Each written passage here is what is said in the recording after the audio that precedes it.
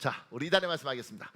베드로가 이 말을 할 때에 베드로가 이 말을 할 때에 성령이 말씀 듣는 모든 사람에게 내려오시니 성령이 말씀 듣는 모든 사람에게 내려오시니 베드로와 함께 온 할례 받은 신자들이 베드로와 함께 온 할례 받은 신자들이 이방인들에게도 성령 부어 주심으로 말미암아 놀라니 이방인들에게도 성령 부어 주심으로 말미암아 놀라니 이는 방언을 말하며 이는 방언을 말하며 하나님 높임을 들음이러라. 하나님 높임을 들음이러라. 사도행전 10장 44절에서 46절 말씀. 사도행전 10장 44절에서 46절 말씀. 우리 기도하겠습니다. 주님, 고넬료의 집에서 모여 말씀을 들을 때 고넬료의 집에서 모여 말씀을 들을 때 성령이 내려오셨듯이 지금 말씀을 듣는 우리 모두에게도 우리 모두에게도 성령이 내려오시옵소서. 힘있게 풍성하게 한량 없이 성령을 부어 주옵소서. 내 영혼아 성령이 말하게 하심을 따라 새 방언을 말할지어다. 내 입술아 우리 주 예수 그리스도와 창조주 하나님을 높일지어다. 예수님의 이름으로 기도합니다. 하나님이 우리 기도 들으신 줄 믿습니다. 아멘. 감사합니다. 시편 51편 오늘 본문은 여러분이 잘 알아요. 그런데 오늘 꼭 언급하고 싶은 부분이 있어서 이 말씀을 준비했습니다. 자, 보세요. 시편 51편에는 이 시가 지어진 배경이 기록되어 있습니다. 다윗이 밧세바와 동침한 후 선지자 나단이 찾아왔을 때입니다. 다윗은 부하 우리아의 아내 밧세바를 빼앗는 죄를 지었습니다. 그리고 그 죄를 숨기기 위해 우리아를 전쟁의 최전선에 내몰아 죽게 하는 끔찍한 악행까지 저지릅니다. 이후 약 1년 동안 다윗은 자신의 죄를 감춘 채 삽니다. 그러다 선지자 나단의 날카로운 책망을 듣고서야 비로소 자신의 비참한 영적 상태를 깨닫습니다. 다윗이 부하의 부인과 간음을 합니다. 그리고 들킬까봐 이 부하 우리아 장군을 죽여요. 모살합니다. 모살하는데 이 우리아는 그냥 장군이 아니고요. 다윗의 충성스러운 용사 3인, 그다음 3인, 그다음 30인 뭐 이렇게 있는데 그 중에 하나예요. 굉장히 귀한 부하를 모살하는 겁니다. 아주 교묘하게. 하나님의 사람이 어떻게 저렇게 악할 수 있을까 할 정도로 지금 다윗이 악한 일을 하는 겁니다. 그리고 그 1년 후에 하나님이 선지자 나단을 보내서 이 죄를 지적해요. 그리고 다윗이 이 시를 씁니다. 이 시는 다윗이 죄를 깨달은 직후 간절한 회개와 영적 회복을 구하며 쏟아낸 고백입니다. 그래서 성경 전체에서 가장 깊은 회개를 담은 대표적인 참회시로 꼽힙니다. 이는 다윗이 인생의 가장 어두운 영적 침체를 지나 하나님 앞에 홀로 서서 절규하듯 그린 고백의 시입니다. 이달의 말씀처럼 설교를 듣는 가운데 성령이 말씀 듣는 모든 사람에게 내려오시기를 성부와 성자와 성령의 이름으로 축복합니다. 아멘. 다윗은 구원의 즐거움과 기쁨을 잘 아는 사람이었습니다. 다윗에게는 특별한 게 있는데 구원의 즐거움, 구원의 기쁨이 있었습니다. 우리 시편 51편 12절 공동 번역이 있습니다. 여러분 읽어볼래요? 시작. 그 구원의 기쁨을 나에게 도로 주시고 변치 않는 마음 내 안에 굳혀 주소서. 새 번역은 이렇게 번역했습니다. 여러분 읽어볼래요? 시작. 주님께서 베푸시는 구원의 기쁨을 내게 회복시켜 주시고 내가 지탱할 수 있도록 내게 자발적인 마음을 주시옵소서. 같은 것인데 여러 가지로 번역을 하잖아요. 구원의 즐거움을 우리가 오늘 읽었던 본문은 구원의 즐거움인데 다른 번역본에서는 보통 구원의 기쁨으로 번역을 합니다.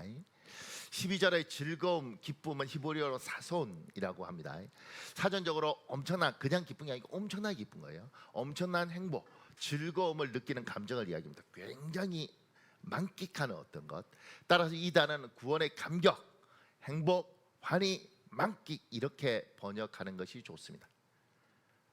구원의 그 감격, 환희, 그 감격을 하나님 회복시켜 달라 이렇게 이야기하는 거예요. 구원받은 사람의 특징, 구원받은 사람에게는 반드시 구원의 기쁨이 있습니다. 다윗은 이 기쁨을 온몸으로 누린 사람입니다. 어떻게 구원받은 기쁨을 표현했는지는 이렇게 나와 있습니다. 우리 사무엘하 6장인데 여러분 읽어볼래요? 시작. 여호와의 궤가 다윗 성으로 들어올 때 사울의 딸이며 다윗의 아내인 미갈이 창밖을 내보다보다가 다윗 왕이 여호와 앞에서 뛰고 춤추는 것을 보고 속으로 그를 업신여겼다. 미갈인 오늘은 어쩌면 이스라엘의 왕이 그처럼 부끄러운 줄도 모르고 함부로 자기 몸을 드러내는 것처럼 왕은 오늘 신하의 하녀들 앞에서 몸을 드러내셨습니다 하고 빈정거렸다. 이때 다윗이 미갈의 말에 대꾸하였다.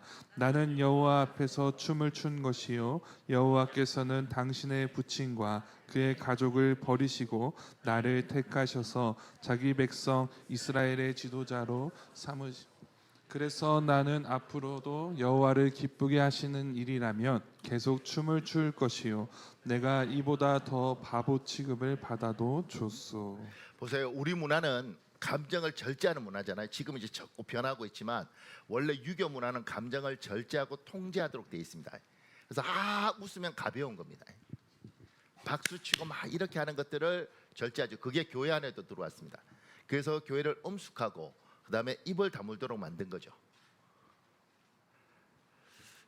하나님 앞에서 하나님은 우리에게 감정을 주셨습니다. 감정은 웃을 때 웃고 울 때 우는 것이 건강합니다. 그런데 웃을 때 안 웃고 울 때 안 울면 정상이 아닌 거죠. 문제가 있는 겁니다. 그러니까 하나님이 우리에게 어떤 감정을 주셨을 때 다윗은 그 기쁨의 감정을 하나님을 만나고 그 구원받은 기쁨의 감정을 마음껏 표현하는 사람이었습니다. 그러니까 예배 때 찬송도 있고 박수도 있고 때로는 너무 좋아서 하나님 앞에 덩실덩실 춤추는 것도 그게 정상이라는 겁니다. 이상한 게 아니고. 근데 이제 전 세계 교회를 쫙 살펴보면 요게 아프리카 쪽에는 돼요. 그래서 미국에 있는 흑인들도 이게 됩니다. 제가 THM이라는 석사를 공부할 때 예배학을 했거든요. 근데 이제 흑인 예배 가서 제일 놀랬던 건 뭐냐면 저녁 예배, 낮 예배도 좀 그러긴 한데 저녁 예배 되면 찬양 막 한참 하다 보면 가방에서 뭘 꺼냅니다. 탬버린. 그래서 그냥 탬버린 꺼낼 때는 이런 줄 알았죠. 이렇게. 그게 아니고 여러분 저 이렇게 예배 드리다 보면 너무 기쁘고 막 이러면 나옵니다. 이렇게. 중간에서 이렇게 막 이렇게 합니다. 한국 목사 입장에서 그거 보면 복잡합니다. 이걸 어떻게 해야 되나? 근데 그 사람 기쁜 거예요. 그래서 막 뛰고 춤추고 막 이렇게 합니다. 우리는 어떻게 해요? 무엄하죠. 무엄하죠. 그런데 하나님 앞에 다윗은 지금 춤을 춥니다. 감격합니다. 우리 교인들 중에도 이렇게 정서적으로 뜨거운 사람들 있지 않습니까? 그래서 제가 이번에 보니까 철야 예배 때인가 보니까 우리 성도들 중에 누구는 기도하다가 뜨거운지 막 저기서 춤추고 막 이러더라고. 이렇게 제일 뒤에서 아무도 못 보고 춤추니까 다행이지 앞에서 그렇게 하면 복잡해져요. 저걸 어떻게 봐야 되나? 근데 하나님 안에 우리의 감정이 있고 하나님을 만난 사람들이 느끼는 구원의 기쁨, 즐거움, 이 환희를 하나 앞에 표현하는 겁니다. 다윗은 그걸 몸으로 표현한 거죠. 그래서 제가 이렇게 적었습니다. 다윗이 구원의 기쁨을 몸짓으로 표현한 것이 춤이 되었고 소리로 외친 것이 환호가 되었습니다. 가락을 붙인 것이 노래가 되었고 운율을 넣은 것이 시가 되었습니다. 참고로 시편 총 150편 중에 표제의 제목에 다윗의 시라고 명시된 게 총 73편입니다. 하나님 앞에 감격하고 감사하고 때로는 눈물 짓고 다윗은 그걸 다 표현한 겁니다. 감정을 억제하는 건 문제가 있죠. 그러니까 부부 사이도 감정을 억제하면 문제가 생깁니다. 당신 나 사랑해? 굳이 그걸 말로 해야 하나? 부부가 상태가 안 좋은 겁니다. 제가 자란 동네는 새신랑 잘 들어봐. 요새 그 동네는 어쩌냐면 내가 자란 동네는 우리가 그 동네 아니겠어요? 근데 옛날에 그랬어요.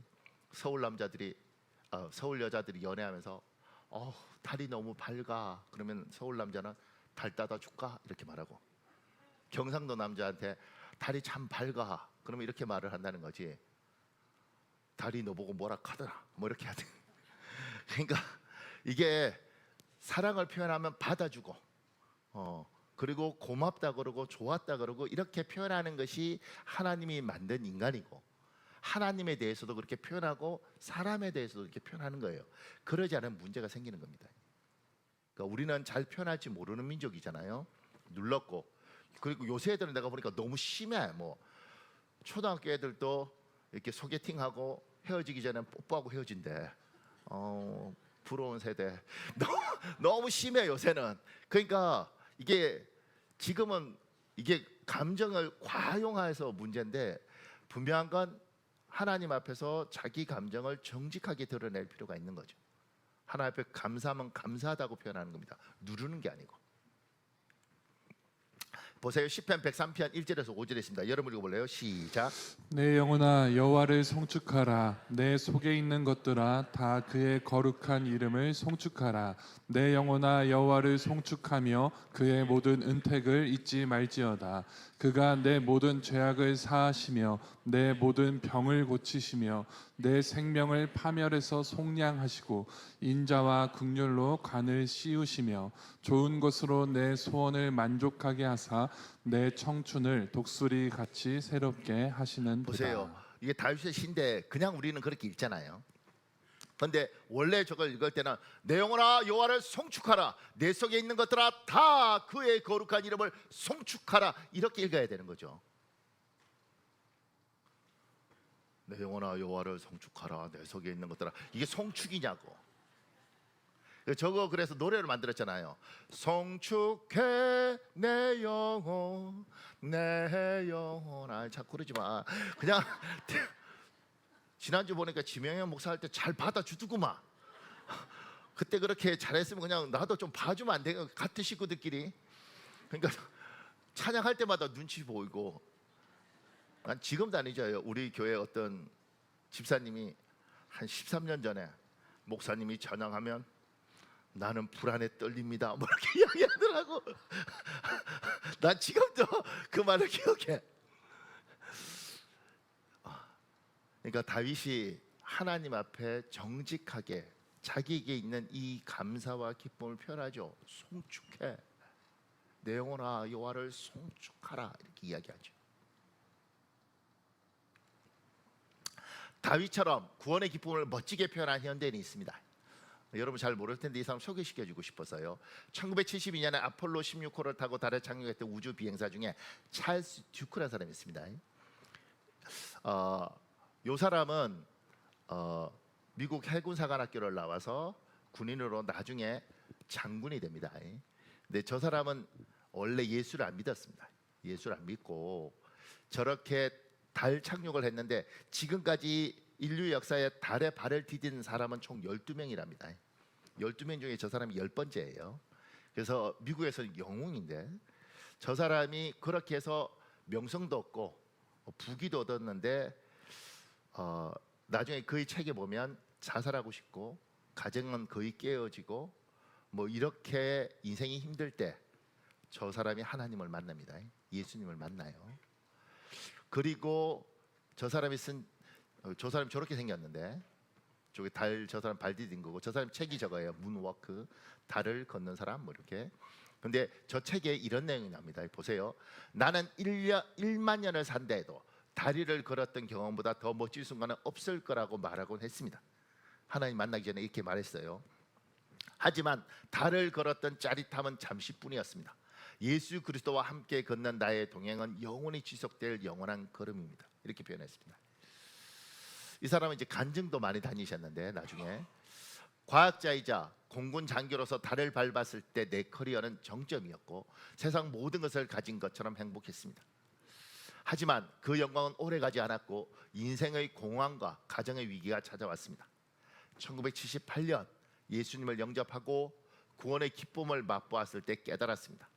다리를 걸었던 71시간의 영광은 예수님과 함께 걷는 영원한 삶에 비하면 아무것도 아니라는 사실을 말입니다. 하나님을 만난 사람이 고백을 하는 겁니다.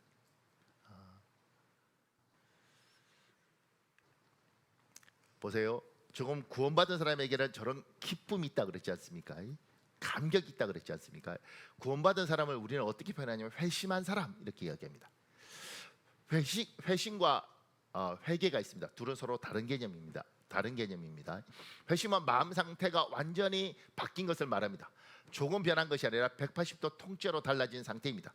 예를 들면 하나님이 없다고 생각했던 마음이 하나님이 계시다는 것을 알게 된 마음 상태입니다. 내 인생에 내가 주인이다라고 생각했던 마음이 하나님이 내 인생의 주인이다는 것을 깨닫게 된 마음의 상태입니다. 회심이라는 것들은 우리는 이제 구원받은 사람이라고 이야기할 때 그건 회심한 사람이에요. 회심한 사람은 마음이 예수 안 믿을 때와 완전히 달라진 겁니다. 세상을 보는 눈, 방향. 그래서 이걸 우리가 표현할 때 저렇게 표현합니다. 완전히 유턴. 그래서 유턴은 가던 길을 완전히 반대로 가는 거지 않습니까? 그래서 저 옆에 그림은 뭐냐면 다마스커스로 가던 사도 바울이 예수 그리스도를 만나지 않습니까? 그 전에는 예수 믿는 사람을 핍박하고 예수는 가짜라고 생각했는데 저때 부활하신 예수님을 만나면서 사도 바울이 어떻게 변하냐면 예수님이 정말 살아계시구나, 하나님의 아들이구나, 하나님이시구나, 그렇게 받아들이고 삶의 방향 자체를 바꿔요. 그래서 예수 믿는 사람을 죽이던 사람이 예수를 전하는 사람이 되는 거죠.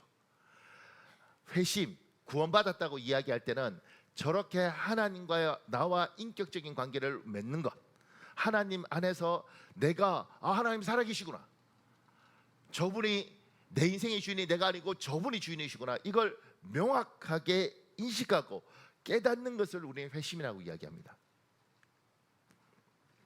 이 회심은 하나님의 선물입니다. 회심은 사람의 노력으로 얻을 수 없는 하나님의 선물입니다. 다만 사람은 회심하기를 간절히 바라고 하나님께 구할 수 있습니다. 그러나 사람의 마음 상태를 바꾸는 것은 하나님의 주권적인 결정입니다. 회심은 내가 할 수 있는 것이 아닙니다. 이건 하나님의 주권적인 결정이고 하나님이 해주셔야지 회심은 되는 겁니다. 그런데 우리는 구할 수 있죠. 예레미야 29장이 있습니다. 로마서 10장도 있습니다. 여러분 읽어볼래요? 시작. 너희가 내게 부르짖으며 내게 와서 기도하면 내가 너희들의 기도를 들을 것이요 너희가 온 마음으로 나를 구하면 나를 찾을 것이요 나를 만나리라. 하나님은 죄송합니다. 누구든지 주의 이름을 부르는 자는 구원을 받으리라. 하나님은 우리에게 이야기합니다. 누구든지 하나님을 만나겠다는 사람 내가 만나주겠다. 그러니까 너는 구해라. 그리고 언제 어떻게 만날지는 내가 결정할 거다. 이렇게 이야기하시는 거죠. 그리고 하나님을 인격적으로 하나님과 관계를 맺은 사람, 그 사람을 우리는 구원받은 사람이라고 그러고 그 사람을 회심한 사람이라고 이야기하고 그 사람은 하나님 살아계시는구나, 이게 가짜가 아니구나, 진짜구나, 야 저분이 이 세상의 창조주구나, 이걸 명확하게 인식한 것을 우리는 구원받았다고 이야기하고 회심했다고 이야기를 합니다. 회심한 사람에게는 구원의 즐거움, 기쁨이 있는 것은 당연한 것입니다. 회심한 사람에게는 세상 사람이 절대 가질 수 없는 것이 있습니다. 하나님과의 관계입니다. 하나님을 만난 사람은 하나님과 관계가 설정됩니다. 어떻게 설정되냐면 하나님을 만나는 순간 하나님이시구나, 그 순간 내가 피조물이라는 걸 인정합니다. 저분이 이 세상을 만들었기 때문에 주인이라는 걸 알고 내가 만들어진 존재이기 때문에 저분의 소유물이라는 걸 인정하는 겁니다. 회심이 없는 사람들은 자기가 하나님의 것이라고 생각하지 않습니다. 하나님이 세상을 만들었든 말든 관심이 없습니다. 우리들은 왜 주일날 와서 예배를 하는가? 왜 하나님 앞에 우리는 헌금을 하고 왜 하나님 앞에 우리는 시간을 드리는가? 하나님이 살아계심을 인식하고 저분이 계시는구나, 저분이 하나님이시구나, 저분이 세상을 만드셨구나, 내가 피조물이구나, 저분이 이 세상을 만드신 하나님이시고 저분이 주인이고 내가 그러면 저분의 것이구나, 이걸 정확하게 인식하는 겁니다. 그리고 내 인생이 언젠가는 죽어서 저분이 허락하시는 것에 의해 천국도 가고 지옥도 가는구나, 이걸 인식을 하는 겁니다. 요게 되지 않은 사람을 우리는 구원받지 않은 사람이라고 이야기하고 이게 되는 사람을 우리는 구원받은 사람이라고 이야기를 합니다. 오늘 여기 있는 모든 사람들이 회심한 사람, 구원받은 사람이 되기를 예수님 이름으로 축복합니다. 아멘. 구원받은 사람은 감격이 있고 기쁨이 있습니다. 여기에 대한 설명을 좀 더 하겠습니다. 보세요. 우리 교회 안에 세 가지 유형의 사람들이 있습니다. 구원의 기쁨을 한 번도 경험해보지 못한 사람이 있습니다. 교회를 30년, 40년 다니고 세례를 받고 직분을 얻었지만 이 기쁨이 무엇인지 전혀 모르는 분들이 있습니다. 이분들은 대개 이렇게 고백합니다. 예배를 드려도 감격이 없어요. 설교나 성경 말씀이 내 이야기처럼 전혀 들리지 않아요. 예수님의 십자가 죽음이 나와 상관없게 느껴지고 내가 죄인이라는 말이 억울하고 황당해요. 이렇게 이야기를 하는 겁니다.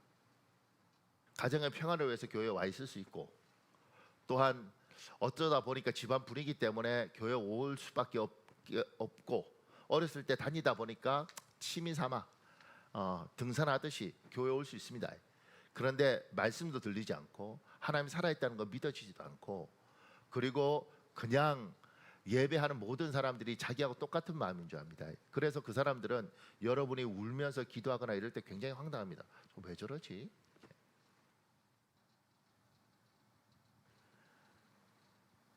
구원의 감격을 전혀 모르는 사람들이 교회 안에 있습니다. 이런 분들은 하나님께 간절히 구하셔야 합니다. 하나님, 나를 만나 주십시오. 나에게 찾아오십시오. 예수 그리스도를 나의 하나님, 나의 주인으로 받아들일 테니 나에게도 구원의 즐거움, 기쁨을 주십시오. 이렇게 구해야 됩니다. 이게 그냥 하면 쑥스러우니까 우리 모두가 같이 해볼래요? 하나님, 나를 만나 주십시오. 저거 같이 하는 겁니다. 소리 내서. 시작. 하나님, 나를 만나 주십시오. 나에게 찾아오십시오. 예수 그리스도를 나의 하나님, 나의 주인으로 받아들일 터이니 나에게도 구원의 즐거움, 기쁨을 주십시오. 이렇게 하나님 앞에 이야기를 하는 겁니다.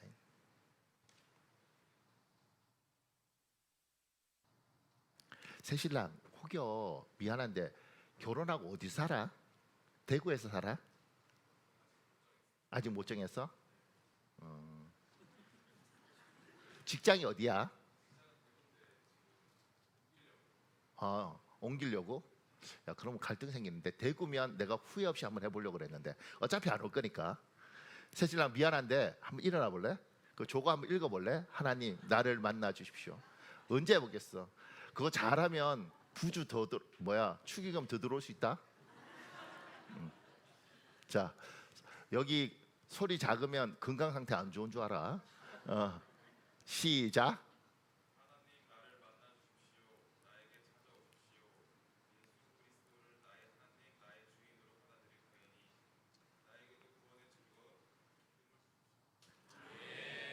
오, 참, 선보러 왔으니 안 할 수도 없고 장인 장모도 있는데 목소리도 내야 되고, 야, 좋은데요.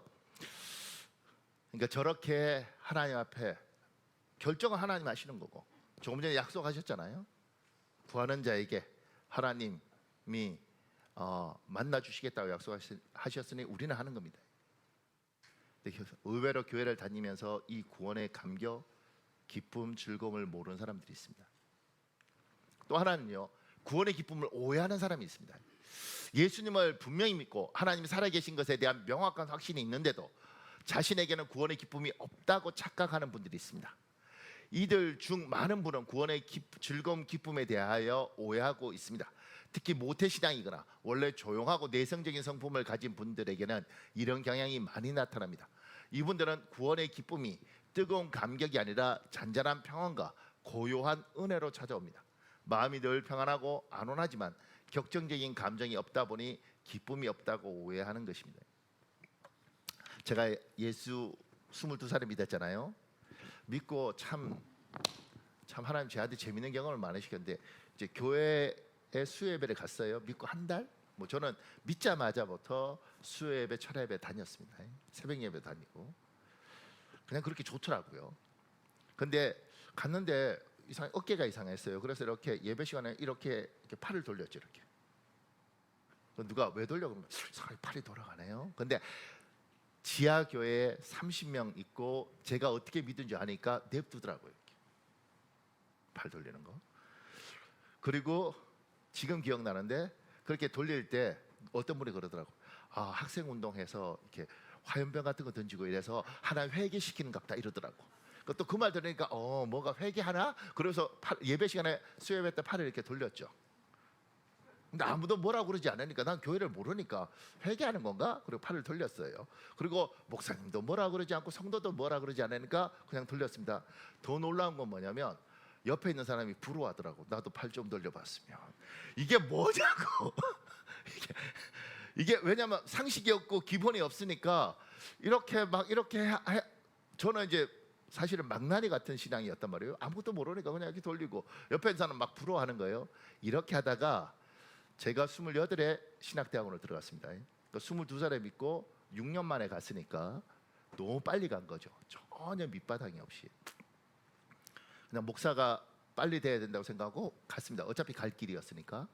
그래서 갔습니다. 그러니까 신학교 가서 원래 이렇게 팔 돌리던 애들은 훈련이 안 되면 여전히 이상한 짓을 합니다.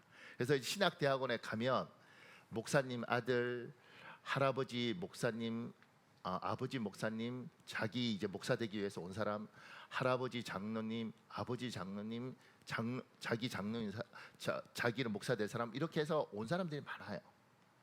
그러니까 기본적으로 3대째, 4대째 믿으면서 믿음의 집안에서 술 한 번 안 먹어보고 착하게 잘 자란 애들이 있습니다. 근데 놀라운 건 그 친구들은 방언도 못하고 뭐 팔도 안 돌리고 뭐 참합니다.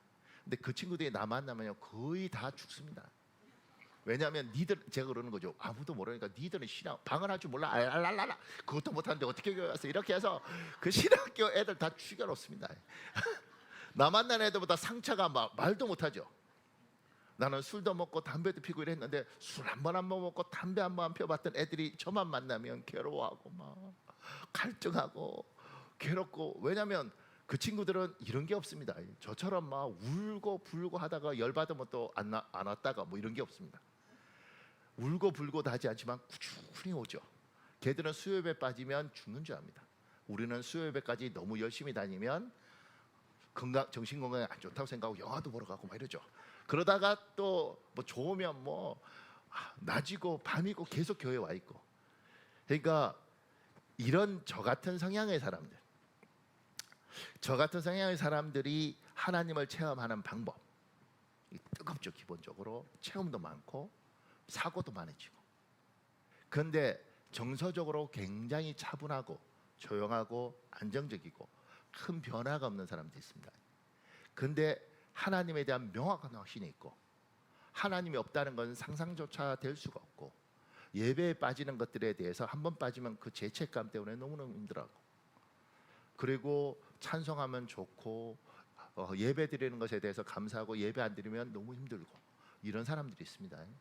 근데 그분들은 저처럼 팔 돌리고 랄랄랄라 이런 거 못 해봤기 때문에 눌려서 합니다. 이게 잘못된 생각인 거죠. 그들은 그들 나름대로의 은혜가 있는 겁니다. 차분하고 조용하고 그리고 그 성격에 맞는 하나님의 은혜. 그래서 조용하지만 하나님 생각하면 너무 행복하고 찬송하면 너무 좋고 예배당에 앉아있기만 해도 행복한 사람들이 있습니다. 와 이러지 않고. 그래서 철야 예배나 이런 거 예배 드릴 때도 너무 뜨거워서 박수치고 펄펄 뛰는 사람도 있지만 가만히 앉아있어서 하나님 저는 예배 시간이 너무 좋습니다. 이 감격도 있다는 겁니다. 이것만 감격이 아니라 이것도 감격이라는 거죠. 근데 이런 사람들이 이렇게 되는 경우가 있습니다. 언제인 줄 아세요? 진짜 인생에 고통이 오고 힘이 들면, 너무너무 어렵고 힘들면 그 차분하던 것이 깨어지고 격정적으로 갑니다. 왜냐하면 죽을 것 같거든. 미칠 것 같거든. 그렇게 울다가 하나님을 만나면 여기도 나름대로 차분하게 평생 굴곡 없는 인생들 있지 않습니까? 우리 교회도 그런 인생들 제법 있을걸요. 좋은 부모 만나서 믿음의 집안에 태어나서 좋은 부모 만나서 큰 굴곡 없이 고비고비마다 하나님 잘 풀어서 편안한 인생들이 있습니다. 게다가 타고난 성품까지 차분한 사람들이 있습니다. 그들은 그게 없죠. 그런데 어느 순간 인생에서 고비가 오고 병들고 하나님 앞에 매달리지 않으면 죽을 것 같고 방법이 없고, 그래서 기도하다가 하나님 만나고 그리고 그것도 뜨겁게 만나고 그런 사람들은 저하고 똑같더라고요. 그래서 저는 차분하게 우리 교인들 중에 평생 아무 일 없이 편안하고 결혼할 때 결혼하고 장가갈 때 장가가고 아기 낳을 때 낳고 취직할 때 취직하고 이직할 때 이직하고 그 다음에 영감 받을 때 영감 받아서 편안히 살다 천국 가는 복을 받은 사람들도 우리 교회에 있겠죠.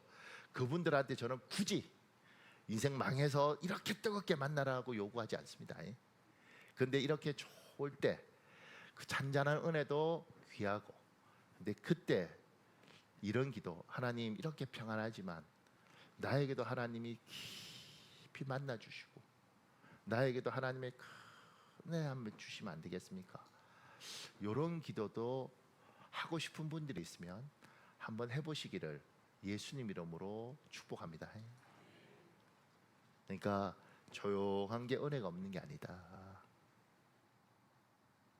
울고 불고 막 이것만 은혜가 아니라 찬송할 때 가만히 있어도 여기가 뜨끈뜨끈뜨끈뜨끈 하고 울컥울컥하고 이것도 은혜다. 자 보세요. 다윗처럼 구원의 기쁨을 잃어버린 사람이 있습니다. 아예 없는 사람이 있고요. 잔잔한 사람이 있고요. 다윗은 굉장히 기뻐했지 않습니까? 춤도 추고. 근데 잃어버렸습니다. 성경에 나오는 인물 중 안타깝게도 약 70%는 처음에 은혜와 기쁨을 잃어버린 채 삶을 마감합니다. 저는 한국 교회가 문제가 뭘까 이렇게 생각을 해보면 학자들 만나면, 그러니까 신학자들 만나고 뭐 교회 분석하는 컨설팅 만나고 이러면 다 그렇게 이야기해요. 항상 목사들이 부패해서 한국 교회가 문제가 있고 성도들이 세상에 관심이 있어서 문제가 있고 뭐 이런 식으로 다 모두가 그런 이야기를 해요. 저는 그게 틀렸다고 생각하지는 않습니다. 근데 제가 생각하기에는 궁극적으로 한국 교회의 가장 큰 문제는, 한국 교회가 이렇게 지금 힘들어진 이유는 다윗처럼 이 구원의 감격을 받았던 사람들이 잃어버린 겁니다. 더 이상 뜨겁지 않아요. 제가 이번에 일본에 가서 부흥회하면서 참 좋은 게 있습니다. 갈 때마다 이제 지금 상황은 내년에 또 오라고 이야기를 해서 지금 고민이 깊긴 한데, 갈 때마다 제가 참 여기 지켜주고 싶다 이런 마음이 드는데, 그 이유가 뭐냐면 치쿠마시에서 부흥회를 하잖아요. 김영진 목사님 교회가 여기 있으니까. 그러면 나가노시는 40분 정도 자가용으로 타고 가야 됩니다. 근데 이 성도들이 부흥회 다 옵니다. 자가용 타고 일 다 하고 피곤한 사람들인데 와요. 그래서 같이 부흥회를 합니다. 제가 예배할 때 하면서 늘 드는 게, 옛날 우리나라에 복음이 들어오고 시골 교회에서 여기 부흥회 하면 이쪽 교회, 이쪽 교회, 이쪽 교회 다 와서 부흥회 같이 하죠. 왜냐하면 자기 교회는 초청하기 어려우니까 초청하면 같이 모여서 예배하고 기도하고 은혜하고 어떻게든 은혜 받으려고 하죠. 옛날에 우리 부활절, 옛날도 아니죠. 한 20년, 25년 전만 해도 부활절 새벽 예배 교회에서 할 때 길 갈 때 그냥 이러면 차들 다 태워서 부활절 같이 드렸습니다. 지금 안 하죠. 안 하는 문제들도 있죠. 잘못 운영하는 것도 있고, 그 다음에 뭐 굳이 그렇게 할 필요가 있나 이런 것도 있고. 그런데 전에는 했다고요. 왜? 전엔 저 감격이 있었습니다. 저는 지금도 안 있는 게, 제가 예수 처음 믿고 저는 청년이었고 자취를 했잖아요. 대학생 때.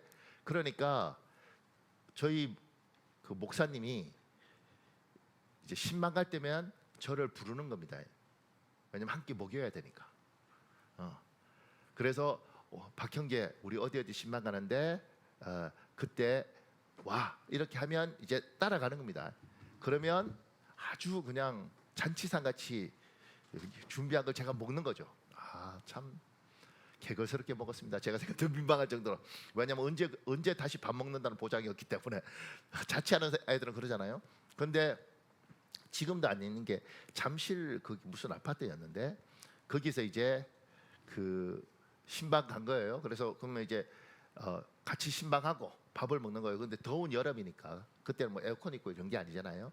그러니까 문 다 열어놓고 이제 예배하는 거예요. 그래서 예배하면서 뭐 아멘하고 기도도 하고 이러는데 이렇게 옆에 보니까 모르는 아줌마들이 한 둘 있어요. 우리 교인인가? 아닌 것 같은데 우리는 한 30명밖에 안 되니까 내가 다 아는데. 그리고 이제 다 끝나고 목사님들 보니까 처음 보는 사람들이고 그래서 물으시는 거죠. 저기 여기 어쩐 일로 저 윗집 사람인데 찬송 듣다가 윗집에 있는데 이제 문 다 열어놓고 예배하니까 찬송 소리 듣다가 뜨거워서 내려와서 같이 예배하려고 옆에 앉아 있다는 거 이렇게. 옛날에 그랬습니다. 요새 그런 게 어디 있냐고. 우리 마음이 뜨겁고 하나 앞에 예배하는 게 좋고 하나님 너무 사랑합니다 이렇게 했던 그 기쁨과 감격을 우리가 잃어버린 거죠. 이게 한국 교회의 문제이고 지금 제가 저렇게 통계학적으로 70%가 잃어버렸다 그랬지 않습니까? 그러면 여러분들도 적용해 보십시오. 우리들 중에 그나마 우리 교회는 굉장히 감사한 게 있죠. 기도도 열심히 하려고 그랬고 예배도 어떻게든 기도하려고 하는 사람들이 많아서. 그런데 참 많은 사람들이 옛날에 예수 믿고 너무 행복했고 즐거웠고 내가 하나님 살아계시면 하나님 사랑합니다 그렇게 길거리에 다니면서도 막 했던 사람들 중에 어느 순간인가 그거 다 잃어버리고 하나님을 부정하지는 못하고 없다고 못하고 만났으니까 그래서 그냥 교회 와서 예배 시간에 앉아서 졸다가 가기도 하고 그냥 안 할 수는 없고 그래서 예수 믿는 게 기쁨이 아니고 짐이 된 사람도 생각보다 많습니다. 나는 어떤가? 나는 어떤가? 우리 요한계시록 3장 여러분 읽어보십시오. 시작. 라오디게아 교회 사자에게 편지하라. 아멘이시오 충성되고 참된 증인이시오 하나님의 창조의 근본이신 이가 이르시되 내가 내 행위를 아노니 내가 차지도 아니하고 뜨겁지도 아니하도다. 내가 차든지 뜨겁든지 하기를 원하노라. 내가 이같이 미지근하여 뜨겁지도 아니하고 차지도 아니하니 내 입에서 너를 토하여 버리리라. 보세요. 차지 않아요. 뜨겁지도 않고 한때 뜨거웠죠. 한때 감사했죠. 기쁨도 있고 즐거움도 있고 감격도 있었습니다. 근데 어느 날 잃어버린 거예요. 그래서 예배는 참석하고 찬송도 하고 헌금도 하고 신앙생활을 하니까 뭐가 없는 거 옛날처럼 뜨겁지도 않고 그렇다고 아예 없는 것도 아니고 이게 뭐지? 그러면서 신앙생활 하는 사람들이 70%쯤 된다는 거예요. 보세요. 다윗은 잃어버린 구원의 기쁨을 회복한 사람입니다. 하나님은 다윗을 포기하지 않으십니다. 다윗이 죄를 짓고 그 죄를 숨긴 지 1년이 지났을 때 선지자 나단이 찾아옵니다. 다윗은 1년 동안 기쁨을 잃어버린 채 살면서도 자신의 영적으로 기쁨을 잃어버렸다는 것을 모를 정도로 영적으로 둔해져 있습니다. 그러니까 다윗은 여호와는 나의 목자이시니 그렇게 늘 고백하던 그 사람 아닙니까? 그런데 어느 순간인가 하나님과 범죄하고 난 이후에 하나님 관계가 끊어졌는데 기쁨도 감격도 없는데 그게 없는지도 모르고 사는 겁니다. 그때 하나님이 선지자 나단을 보내 다윗의 죄를 날카롭게 지적하십니다. 하나님은 자신이 사랑하는 사람이 죄 가운데 구원의 기쁨을 잃어버리고 방황하며 사는 것을 놓아두지 않으십니다. 돌이킬 수 있는 기회를 반드시 주십니다. 이 기회를 잡아야 합니다. 사랑하는 여러분, 여러분에게도 하나님 요구하십니다. 잃어버린 거. 하나님하고 참 행복했는데, 예수 믿는 게 너무 좋았는데, 교회 오는 게 행복했고 말씀 듣는 게 행복했고 기도하는 것이 좋았는데 어느 순간에 그걸 잃어버린 사람들이 있습니다. 다윗은 잃어버린지도 모르고 살았습니다. 그냥 그런 줄 알죠. 그래서 교회에서 이런 것도 있습니다. 아유, 권사님, 전에는 막 기도하면 막 뜨겁고 막 예배도 하고 싶고 근데 요새는 막 그런 것도 없고 뭐 신앙생활하는 게 별로 재미없어요. 그때 권사님이 이렇게 말하는 거죠. 정신 차려! 깨어 기도해야 돼! 이렇게 하는 권사님을 내가 요새 근래에 본 적이 없습니다. 이렇게 보통 말씀하시죠. 그거 원래 집사 처음 됐을 때 다 그런 거야. 나쯤 되잖아? 그런 거 없어. 그냥 사는 거야. 이렇게 이야기를 하죠. 다 초신자 때 그렇게 발탁발탁 뛰는 거야. 예수 30년이면 그런 거 없어. 그냥 다니는 거지. 이렇게 말을 하는 거예요. 하나님이 그렇게 사는 거 원치 않으십니다. 우리에게도 그렇습니다. 제가 조금 전에 일본 이야기했잖아요. 참 거기 가면 재밌습니다. 이해하기도 어렵고. 근데 내가 이제 이해했습니다. 지금 몇 년째 이렇게 보면서 이제 이해했습니다. 뭘 이해했냐면 혹여 그 성도들이 이거 들을까 봐 지금 약간 걱정되는데, 다 그런 건 아니지만 그쪽에 교회를 구성하고 있는 성도들은 보통은 이렇답니다. 다 그런 건 아니고요. 한국에서 보통은 이혼하고 가정이 깨어지고 여자 혼자 살기 위해서 일본에 돈 벌 길이 열려서 일본으로 갑니다. 그러면 먼저 도쿄로 갑니다. 도쿄에서 어떻게든 버티다가 안 되면 여기저기 흩어서 가다가 마지막 가는 곳이 그 나가노 치쿠마 지역이라는 겁니다. 그리고 거기서 일본 사람들하고 결혼하는 케이스가 있습니다. 좋은 남자를 만나면 그분이 재산도 주고, 그 다음에 일본에 거주할 수 있는 신분도 허락하고, 나쁜 놈을 만나면 그거 줄 것처럼 하면서도 하나도 안 주고 때리기도 하고, 그렇게 사는 겁니다. 그러다가 그 남자 죽으면 그 남자가 그냥 이렇게 비슷한 또래가 이렇게 사는 게 아니고요. 나이가 굉장히 많은 거예요. 그 남자하고 한국의 힘든 여자가 사는 겁니다. 그러다가 이 남자 죽으면, 그 남자가 잘해주면 모르지만 그러지 않으면 또 늙은 누군가와 결혼을 하는 겁니다. 그래서 제가 들었던 이야기 중에 가장 놀라웠던 건 뭐냐면, 이분도 한국 나이로 한 70 가까이 되는데 60 몇인데, 이 일본의 할아버지 돌아가시기 얼마 안 남은 그런 할아버지하고 결혼을 한 겁니다. 근데 이 할아버지가 이 여자분을 선택하고 결혼한 이유가 뭐냐면 청소를 잘하더래요. 내가 청소를 잘한다고 결혼할 수 있습니까? 청소를 잘해서 결혼했다는 겁니다. 내 남은 인생 돌봐줄 여자를 구하는 겁니다. 아내를 구하는 게 아니고. 그렇게 힘든 사람에게 전도를 해서 교회를 와요. 그리고 그들한테 이렇게 부응하고 이러잖아요. 그러다가 이들에게 참 제가 놀라워요. 말씀 전하고 기도 팍 시키잖아요. 그러면 정말 소나기 춤입니다. 다다다다다 여기가 막 젖도록 웁니다.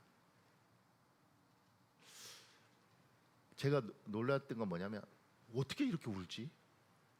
진짜 놀라는 건 뭐냐면 설교하는 동안 계속 졸아요. 왜 조느냐면 밤새 일했기 때문에 좁니다. 근데 기도하면 막 웁니다. 이거 뭐지?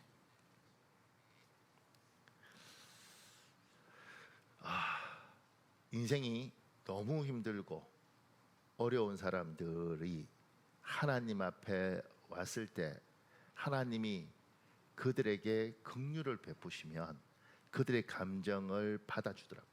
그래서 하나님 앞에 자기 감정을 꺼내놓는 순간 그렇게 터져 나오더라는 거죠. 그들은 성경 공부도 한 적도 별로 없고 아는 것도 별로 없습니다. 기껏해봤자 세례 정도 받은 사람, 그것도 성경 공부 안 하고 영접기도 하고. 근데 그들에게는 구원의 엄청난 간격을 잘 몰라도 하나님 안에서 눈물을 쏟고, 그리고 참 놀라운 거 끝나잖아요. 다들 밥 먹으면서 너무너무 행복해합니다. 제가 가서 그거 보면서 그 생각했어요. 저들은 성경도 잘 모른다. 신앙적으로도 훈련이 안 돼 있다. 그리고 성경도 잘 모른다. 근데 저들에게는 눈물도 있고 은혜도 있다. 그러니 밤새 일하고 지금 이 시간에 예배하기 위해서 오고, 너무 힘드니까 예배 시간에 졸다가 깨면 설교 듣다가 졸다가, 그게 듣기 싫어서 그런 게 아니라 잠이 부족한 겁니다. 더 놀라운 거 뭔지 아세요? 그러다가 설교하는데 이렇게 나가는 거예요. 이렇게 커피 탑니다. 이렇게 맥심. 왜냐면 먹어요. 잠 깨려고. 한국 교회 같으면 아니 예배 시간에 근데 잠이 오는 거죠. 이렇게. 그 더 놀라운 거 제가 들으니까 잠 안 자려고 사탕을 먹습니다. 근데 혼자 먹는 게 아니고 다른 사람한테 나눠주죠. 다시.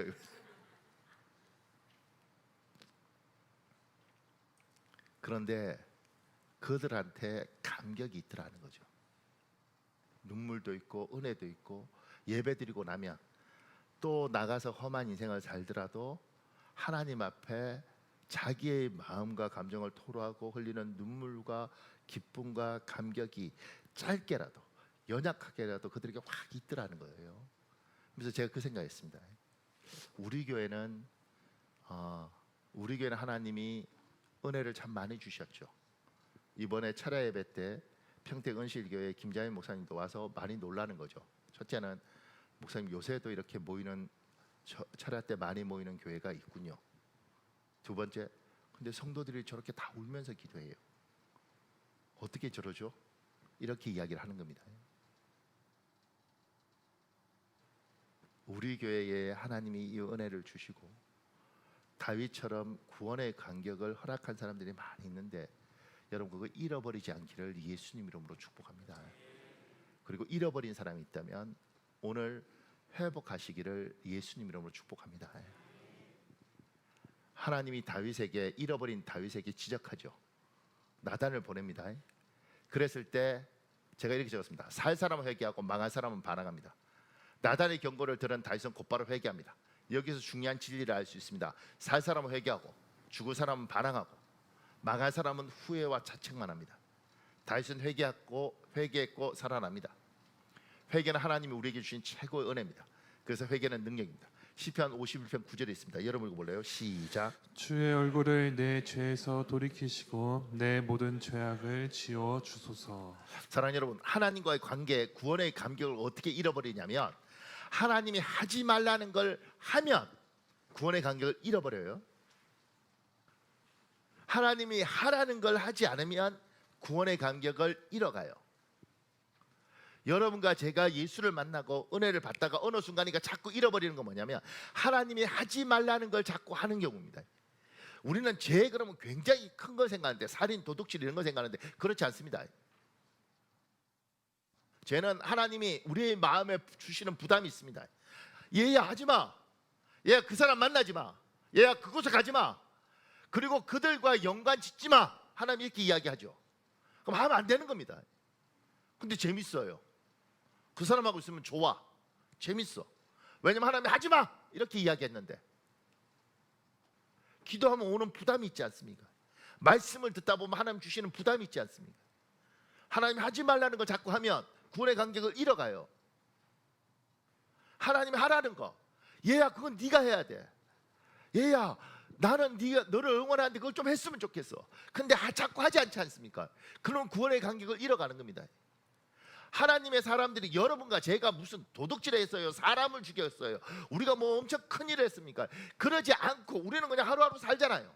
하루하루 사는 평범한 소시민인데도 불구하고 왜 구원의 간격을 잃어버리냐면 죄 때문에 그렇습니다. 죄가 대단한 것이 아니라 하나님이 하지 말라고 하는데 자꾸 하는 거예요. 하나님이 하라는 건데 잘 안 하는 겁니다. 그러면 구원의 간격을 잃어요. 저도 이를테면 하나님이 저한테 만나지 마 이런 사람들이 있습니다. 저 목사들 만나지 마, 저 목사들하고 상대하지 마 이렇게 이야기하는데 그러면 안 만나야 되는데 만나면 즐겁습니다. 왜냐하면 나쁜 놈이라고 좀 미안한데 하여튼간 그 사람들은 즐겁습니다. 왜냐하면 별 희한한 소식을 다 알고 있습니다. 어느 교회 사고 나고 불 나고 뭐 난리 나고 다 알고 있습니다. 어느 교회 대출금 얼마인지도 다 압니다. 그러니까 너무 궁금해. 저 교회 얼마 빚이 얼마인지. 어울리면 재밌어. 근데 하나님이 하지 마, 심지어 듣지 마, 보지 마 이런 것도 있습니다. 저한테는 하나님이 한국 정치에 대해서 보지 마, 듣지 마 이렇게 이야기하시죠. 왜냐하면 네 영성이 깨져. 네가 힘들어. 누군가를 미워할 거야. 하지 마. 그래서 제가 놀라운 게 뭐냐면 작년에 대통령 선거할 때도 나는 부흥회 간다고 외국가에 있어서 못했죠.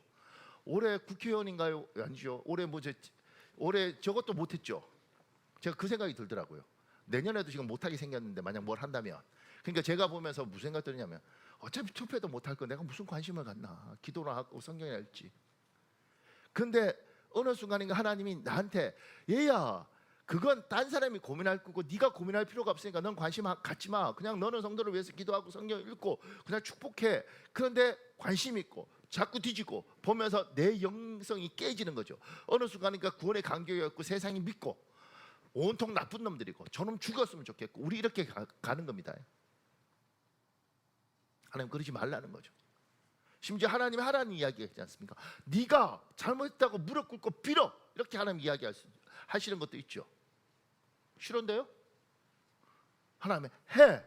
그래야 얘야 네가 살아. 싫은데요? 내 목에 칼이 돌아도 난 절대 못합니다. 이런 사람도 있지 않습니까? 그럼 힘들어지는 겁니다. 하나님 하라 그러는데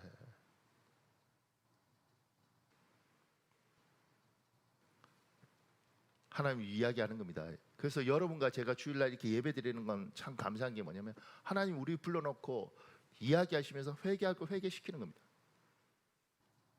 애야, 내가 그렇게 이야기했는데도 너는 끊임없이 저항하고 반항하고 듣지 않고 하지 않고 네 인생에 기쁨과 감격이 있어야 되는데 그렇게 내 말을 듣지 않으면 기쁨도 즐거움도 감격도 자꾸 잃어버린다. 네가 예수를 믿으니 교회를 안 다닐 수는 없고 하나님을 부정할 수는 없지만 네 인생에 내가 기쁨이 아니고 즐거움이 아니고 짐이다. 지금 한국교회에 예수 믿고 짐처럼 사는 사람들 참 많습니다. 왜 그런 줄 아십니까? 우리가 뭐 엄청 잘못했나? 근데 하나님이 하지 말라고 자꾸 주는 거 있지 않습니까? 그러지 마 좀 얘야. 남들이 볼 땐 별거 아니지만 너 인생엔 치명적이야. 그러니까 하지 마.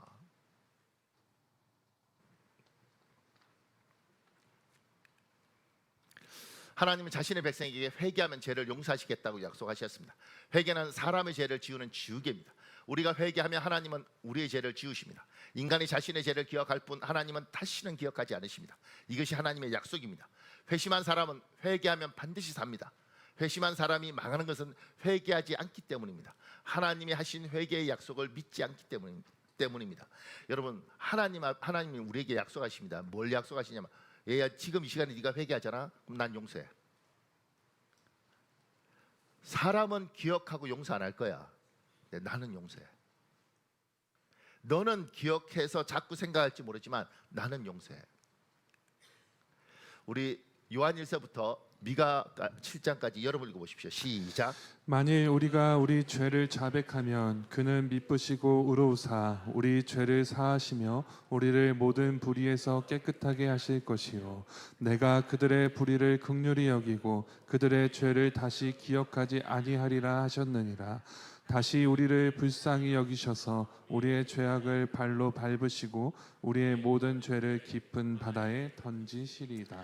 하나님은 우리에게 약속하셨습니다. 회개하면 내가 다시는 기억하지 않는다는 거죠. 깊은 바다에 던진다 비유하시지 않습니까? 그래서 옛날에 어떤 분이 이런 이야기 하더라고. 자기가 천국에 갔는데 하나님께서 우리 인생을 저렇게 필름처럼 찍어 놓더라. 내가 살아왔던 은밀한 모든 가지 하나님 알고 계시더라. 근데 놀라운 건 그 필름 중에 지워진 게 있더라. 그것이 무엇이냐면 우리가 회개하니 하나님이 지워주시더라. 하나님은 기억하지 않는데 우리가 기억하는 거죠. 그래서 사단은 항상 뭘 하느냐면 내 다리 내놔. 기억나십니까? 전설의 고향? 그것처럼 우리의 과거를 이야기합니다. 너는 이것 때문에. 그래서 늘 우리들은 옛날 일 때문에 앞으로 나아가지 못합니다. 세상 사람들은 너는 옛날에 그랬지 않냐 이렇게 말을 하고 내 기억도 그럴 수 있습니다. 근데 하나님이 이야기하시는 거죠. 회개했어? 그럼 난 용서했다. 이제 네 문제다.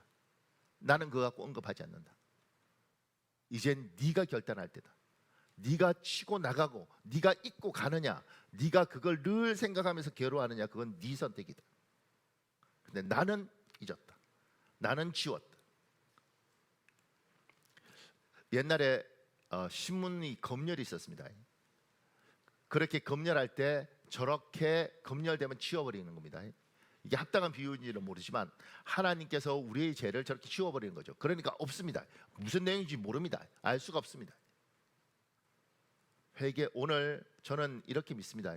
오늘 여러분과 제가 회개하면 여러분의 기억이 여러분을 괴롭히고 다른 사람이 여러분에 대한 정보나 기억이 여러분을 정죄할 수 있지만 우리 하나님은 하지 않습니다. 우리는 하나님 바라보고 사는 사람 아닙니까?